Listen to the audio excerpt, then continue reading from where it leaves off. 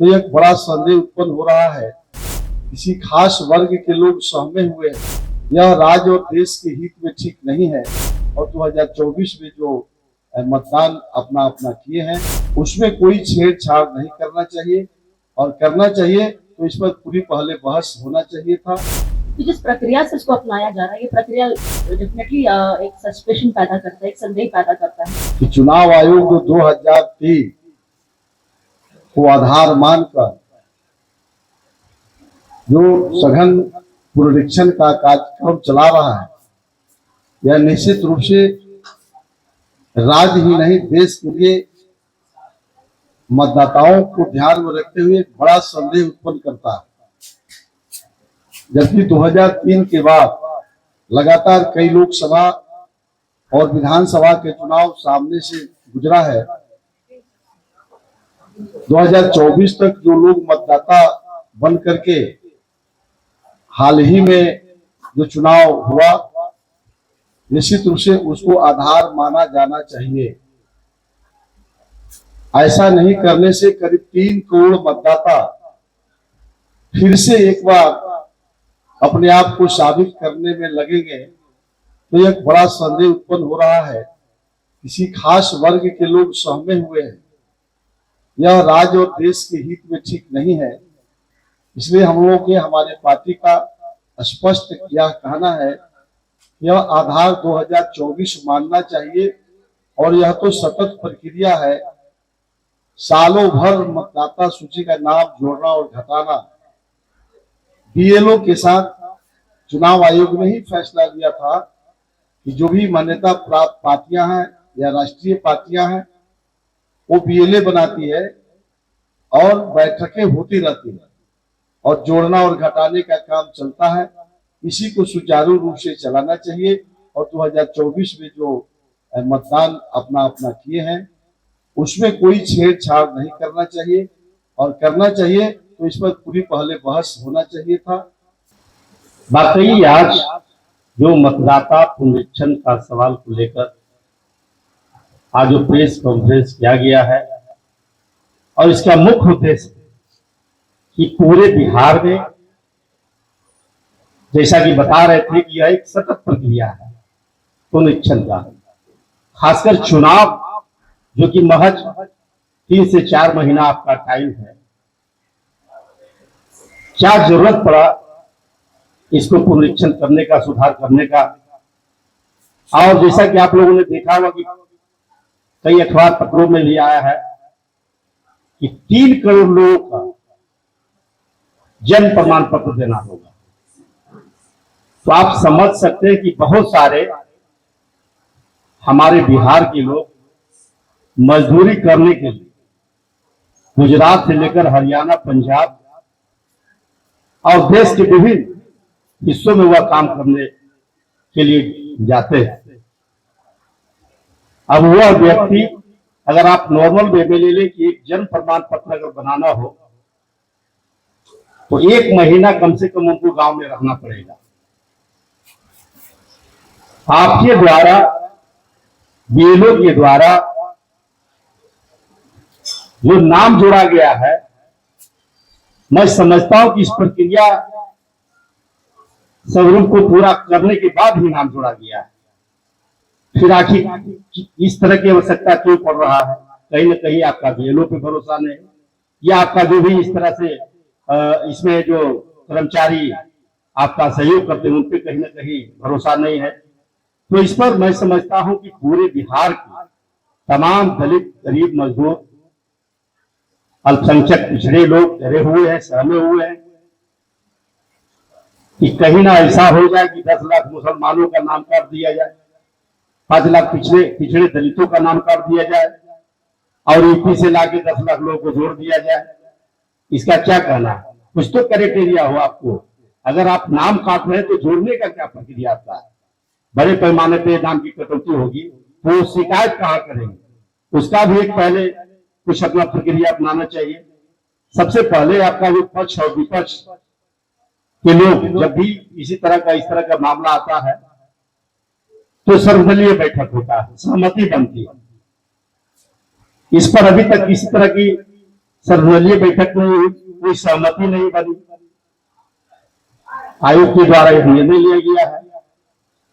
तो इस पर आप लोगों ने देखा होगा कि कहीं न कहीं जब महाराष्ट्र में, हरियाणा में इस तरह का प्रयोग किया गया और इस तरह से कई तरह की वहां जो है छेड़छाड़ का मामला आया इलेक्ट्रोनिक से संबंधित, इस संबंध में आदरणीय राहुल गांधी जी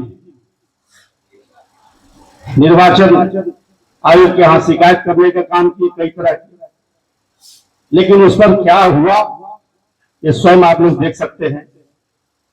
तो मैं ये स्पष्ट तौर पर कहूं, जैसा कि बता रहे थे हमारे संगठन महासचिव जी, 2003 न करके 2024 को आधार माना जाए और इसका अगर पूरी तरह से ये करना था तो आपको लोकसभा में करना चाहिए था। लोकसभा का जब चुनाव करवा लिए तो विधानसभा में सिर्फ दिखाई देता है पुनश्चन का।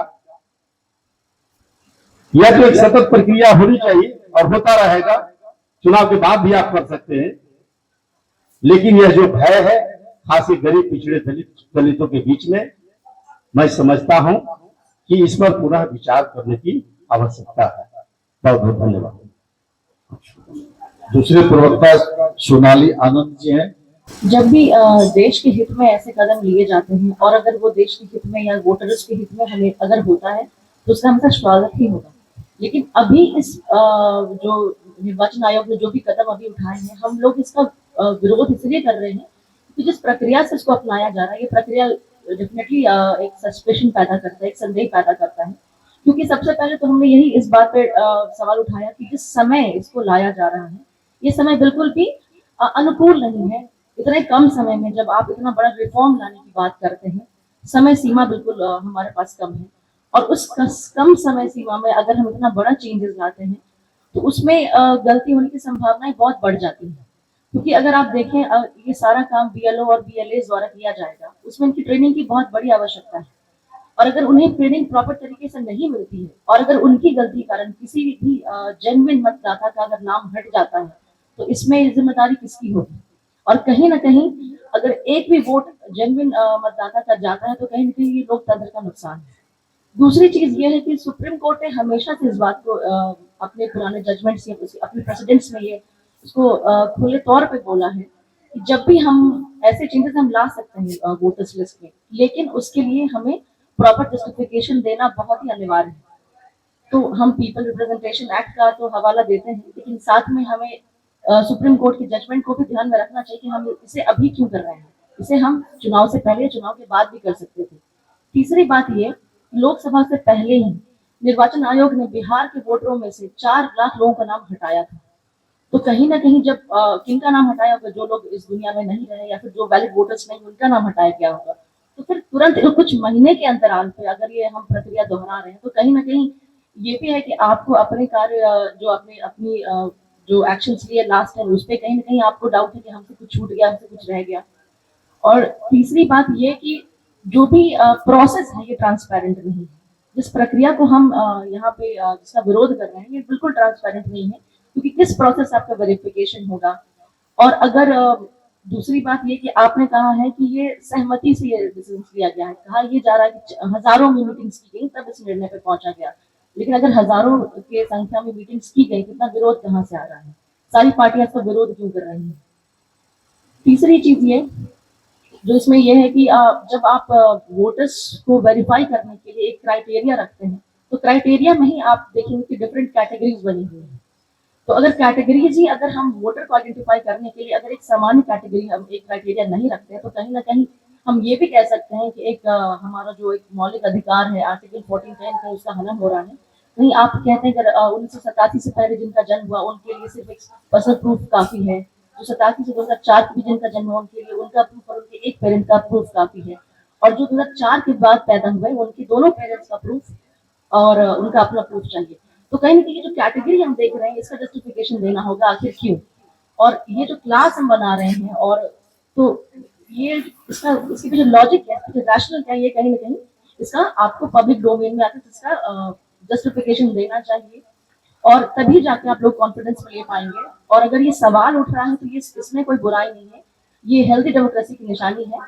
और एक कॉन्स्टिट्यूशनल बॉडी जो आप पूरे देश के हित में काम कर रहे हैं, आपकी जिम्मेदारी बनती है कि जिस प्रोसेस को आपने अडॉप्ट किया है उसकी जवाबदेही, उसका जवाब आपको सामने आके देना चाहिए। सच टॉक का ये वीडियो आप लोगों को कैसा लगा कमेंट करके जरूर बताएं। साथ ही साथ अपने दोस्तों से शेयर करना इस वीडियो को ना भूलें।